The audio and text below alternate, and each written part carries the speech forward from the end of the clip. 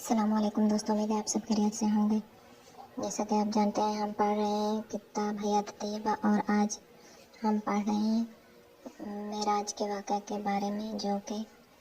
آج ہم first half پڑھیں گے۔ معراج کے معنی اوپر چڑھنے کے ہیں، چونکہ حضرت صلی اللہ علیہ وسلم نے اپنے ایک آسمانی سفر کے بارے میں یہ لفظ استعمال فرمایا ہے، اس لیے حضرت صلی اللہ علیہ وسلم کے اس سفر کو جو آپ نے آسمانوں کا معراج کیا کہتے ہیں، اس کا دوسرا نام اسرا بھی ہے۔ اسرا راتوں رات سفر کرنے کو کہتے ہیں، چونکہ یہ سفر راتوں رات ہوا تھا اس لیے اسے اسرا بھی کہتے ہیں۔ قرآن پاک میں یہی لفظ استعمال ہوا ہے۔ انبیاء علیہ السلام کو دعوت و تبلیغ اور اقامت دین کی جو خدمات انجام دینا ہوتی ہیں، ان کے لیے جس درجہ پختہ ایمان اور یقین کی ضرورت ہے، اس کے لیے یہ ضروری ہوتا ہے کہ وہ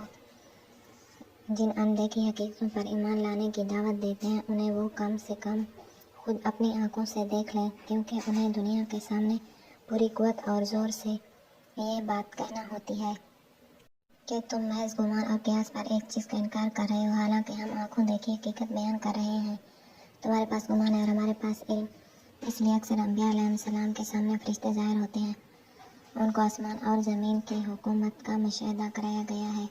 دوزخ اور جنت ان کی آنکھوں سے دکھا دی گئی ہے، اور مرنے کے بعد انسان پر جو حالات گزرتے ہیں وہ ان کو اس زندگی میں دکھا دیے گئے ہیں۔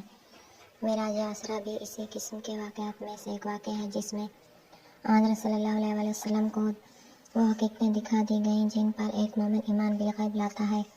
معراج کا واقعہ کس تاریخ کو پیش آیا، اس بارے میں تو روایت مختلف ہے، البتہ تمام روایت کو سامنے رکھنے کے بعد تاریخ لکھنے والوں نے جس بات کو ترجیح دی ہے وہ یہ ہے کہ یہ واقعہ ہجرت سے تقریباً 1.5 سال پہلے کا ہے۔ اس واقعہ کے بارے میں امام بخاری اور مسلم کی روایات کو سامنے رکھنے کے بعد جو مجموعی تفصیل سامنے آتی ہے وہ یہ ہے کہ حضرت صلی اللہ علیہ وسلم نے ایک صبح کو ارشاد فرمایا کہ گزشتہ رات میرے رب نے مجھے بڑی عزت بخشی، میں سو رہا تھا کہ جبریل علیہ السلام نے آ کر مجھے جگایا اور مجھے حرم کعبہ میں اٹھا لائے،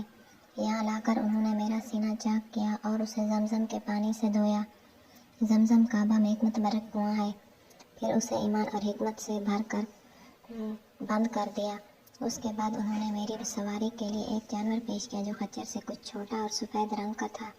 اس کا نام براق تھا، یہ بہت تیز رفتار تھا۔ میں اس پر سوار ہوا ہی تھا کہ اچانک ہم بیت المقدس جا کر پہنچے، یہاں براق مسجد کے دروازے پر باندھ دیا گیا اور میں مسجد اقصیٰ میں داخل ہوا اور 2 رکعت نماز پڑھی۔ اب جبرائیل علیہ السلام نے میرے سامنے 2 پیالے پیش کیے، ایک شراب سے اور دوسرا دودھ سے بھرا ہوا تھا۔ میں نے دودھ کا پیالہ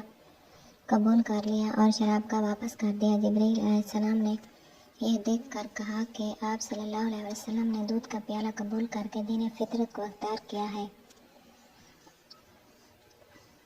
آگے معراج کے واقعہ کو ہم کل پورا کریں گے۔ اگر ویڈیو پسند آئے تو لائک ضرور کر دیں، اگر چینل پر نئے ہیں تو چینل کو سبسکرائب کر دیں تاکہ اسلامی کتابوں کی تمام ویڈیوز آپ تک پہنچتی رہیں۔ ہم اپنی اگلی ویڈیو کے ساتھ کل آپ کی خدمت میں حاضر ہوں گے، تب تک کے لیے اللہ حافظ۔